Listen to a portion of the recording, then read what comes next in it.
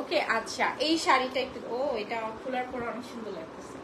এটা দেখেন কি সুন্দর একটা একদম গ্রিন কালার, হ্যাঁ মানে থাকে না সুন্দর একটা লেমন গ্রিন বা কি কালার বলবো, খুবই সুন্দর একটা গ্রিন কালারের মধ্যে আছে, একদম ডিপ একটা লেমন গ্রিনই বলি।